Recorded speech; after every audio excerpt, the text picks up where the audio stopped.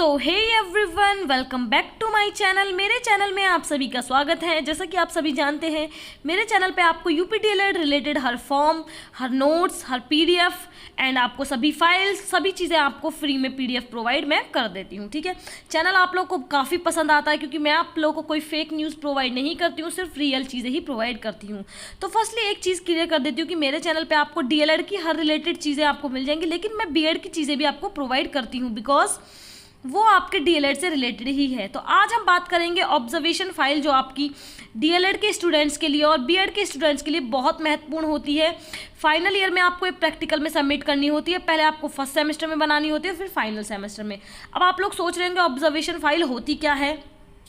तो सबसे पहले आप सभी को बता दूं, ऑब्जर्वेशन का मतलब होता है अवलोकन। ठीक है, हिंदी में भी प्रोवाइड कर दूंगी, डोंट वरी, क्योंकि ये फाइल मैं आप लोग को इंग्लिश में प्रोवाइड करने वाली हूँ। ठीक है, जब आप कक्षा का अवलोकन करते हैं, सामने वाला कैसे पढ़ा रहा है, तो आपके सामने जो पढ़ा रहे होंगे, आप लोग सोच रहे होंगे कौन पढ़ाएगा। आपके टीचर्स नहीं पढ़ाएंगे गाइज, वो आपके सीनियर्स पढ़ाएंगे, जिससे आपको यही सीखना है कि वो किस तरह से टीचिंग कर रहे हैं, बच्चों को किस तरह से पढ़ा रहे हैं, किस तरह से उन्हें चीज़ें सिखा रहे हैं, ब्लैक बोर्ड पर इवन कैसे चीज़ें मेंशन कर रहे हैं।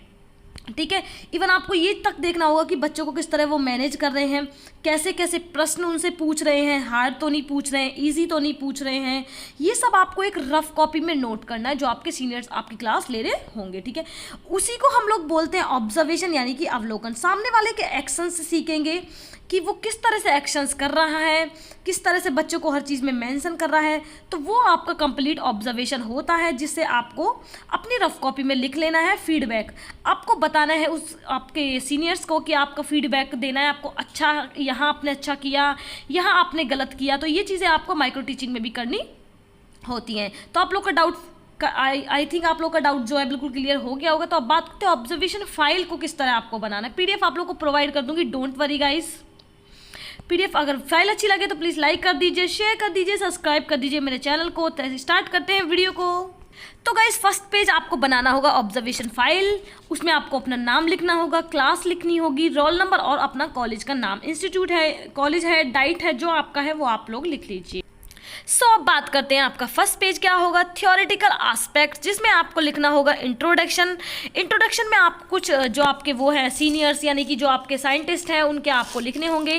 कंप्लीट पढ़ के नहीं बताऊंगी वरना फाइल काफ़ी बड़ी हो जाएगी। ठीक है, तो आप लोग देख लीजिए। एंड में आपको मैं अपने खुद के जो रिटर्न नोट्स मैंने ऑनलाइन देखे हुए हैं, मैं आपको वो दिखा दूंगी, लेकिन फाइल में आपको आप लोग टेंशन लीजिए, पीडीएफ आपको कंप्लीट मिल जाएगी। ये आप लोग देख लीजिए। आपका सेकंड पेज, जिसमें आपका सेकंड पेज में है इंडिपेंडेंट वेरिएबल्स, जो कि आपके टू टाइप्स में बांट दिए गए हैं। डिपेंडेंट वेरिएबल जो स्टूडेंट्स हैं, इंटरव्यूइंग वेरिएबल यानी कि करिकुलम। ठीक है, अब बात करते हैं नेक्स्ट है जो आपका, ये आपको इस तरह से एक टेबल बनानी होगी। इसमें बिल्कुल आप लोग वीडियो को पॉज करके आराम से पढ़ लीजिए, लिख लीजिए, आपको हर चीज़ समझ में आ जाएगी। ठीक है, डोंट वरी, आप लोग को पूरी पीडीएफ प्रोवाइड कर दूंगी, हिंदी में प्रोवाइड कर दूंगी आपको। जैसा कि मैंने ऑब्जर्वेशन का सारा कुछ बता दिया है, वो आपको यहीं आपको फाइल में लिखना होगा। कहीं से कुछ चीज़ आपको चीटिंग नहीं करनी है, अच्छे से लिख लीजिएगा। ठीक है, कंप्लीट पढ़ूंगी तो आपको फाइल काफ़ी बड़ी लगेगी, लेंथी लगेगी और टफ भी लगेगी कि मैम ने इतना सारा क्यों करा दिया।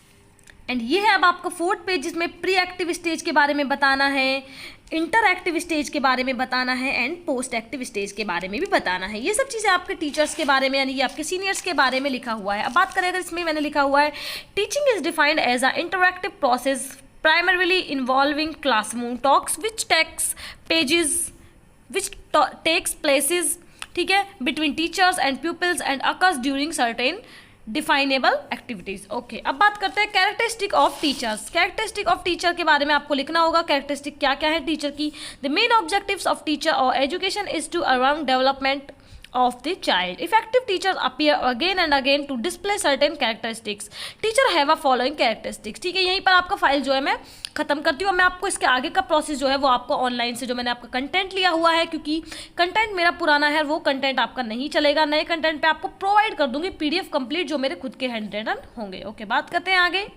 सो गाइज, यहाँ से आपकी सेकंड रिपोर्ट स्टार्ट होती है, जो है school classroom observation report for BEd students. बहुत सारे लोग हैं जो इस टॉपिक को चूज करते हैं, टेंशन मत लीजिए, मैं आप पूरा का जो पीडीएफ है वो आपको प्रोवाइड कर दूंगी, डोंट वरी। ठीक है, ये जो है वो मेरी सेकंड ईयर की, यानी कि मैंने बीएड सेकंड ईयर में बनाया हुआ था 2019 में।